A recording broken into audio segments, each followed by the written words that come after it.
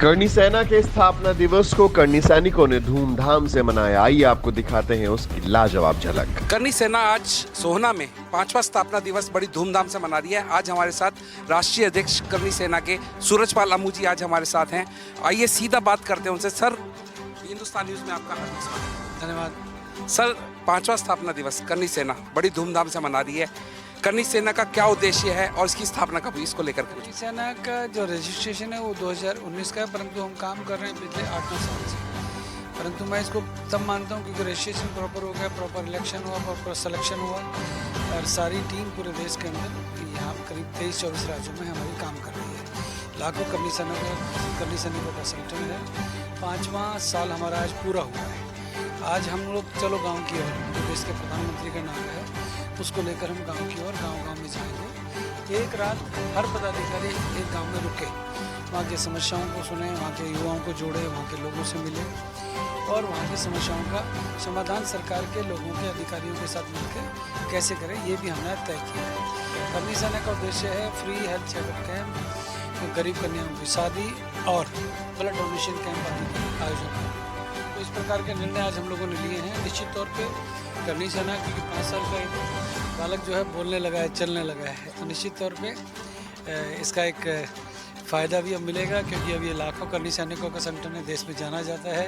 America के अंदर करनी सेना का गठन हो चुका है, ऑस्ट्रेलिया के अंदर करनी सेना का गठन हो चुका है, दुबई और लंदन में करनी सेना का गठन होने वाला है। तो निश्चित तौर पर अंतर्राष्ट्रीय स्तर पर ये संगठन काम कर रहा है और मुझे गर्व है कि मैं इसका राष्ट्रीय अध्यक्ष हूँ।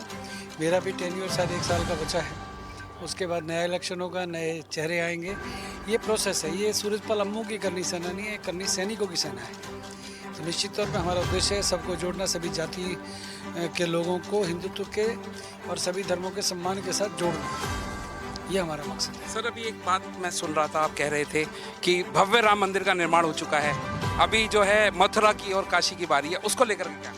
राम लला विराजमान हो चुका है। अब कृष्ण जन्मभूमि पे वो ढांचा क्यों खड़ा है जो मुगलों ने ज़बरदस्ती हमारे मंदिर को तोड़कर बनाया, अब उसको भी नहीं रहना चाहिए। ऐसी लाखों करनी सैनिकों की इच्छा है।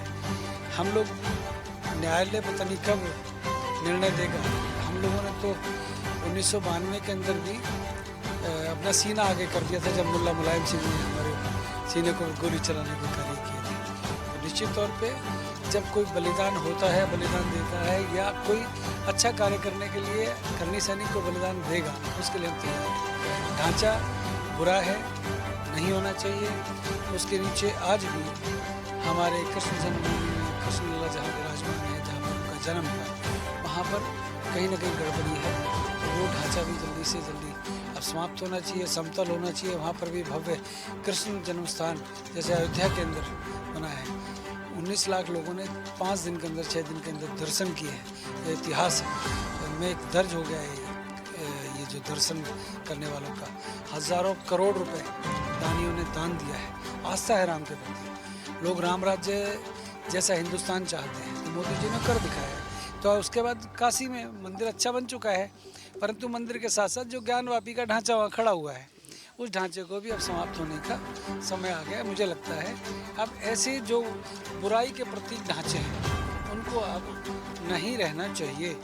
ये देश हिंदुस्तानियों का है, हम सभी धर्मों का सम्मान करते हैं, परंतु मुस्लिम मित्रों को भी हम कहना चाहते हैं, मुस्लिम धर्मगुरुओं को भी हम कहना चाहते हैं कि स्वेच्छा से हमारे साथ आए और अपने जहाँ पर जो बुराई के प्रतीक हैं, जहाँ पर ज़बरदस्ती तोड़ा गया मंदिर या जहाँ पर ढांचे तैयार किए गए, उनको भी सौंप देना चाहिए मोदी जी के पास जाकर। सर, एक आखिरी प्रश्न, ये गरीब हैं, मजदूर हैं, ये लोग करनी सेना से जो उनकी आप लोगों के लिए जो सेवाएं दी हुई वो कैसे प्राप्त करें? वो जुड़ना चाहते हैं, उन तक वो पहुंच ही नहीं पाती है। काफ़ी लोग हमारे से जुड़े हुए हैं। हम लोगों ने जो श्रम रोजगार जो फैक्ट्रियों में जो डेली वेजेस वाले मजदूर हैं, उनके साथ शोषण होता है। कई बिल्डर हैं, कई उद्योगपति हैं, मजदूरों के साथ अत्याचार, अनाचार करते हैं, दुराचार करते हैं। उनको अब उनके साथ अन्याय ना हो, उसके लिए करनी सेना श्रम शक्ति बनाने पर एक जोर दे रही है। हमारी युवा शक्ति, महिला शक्ति, व्यापार शक्ति का संगठन हमारा है।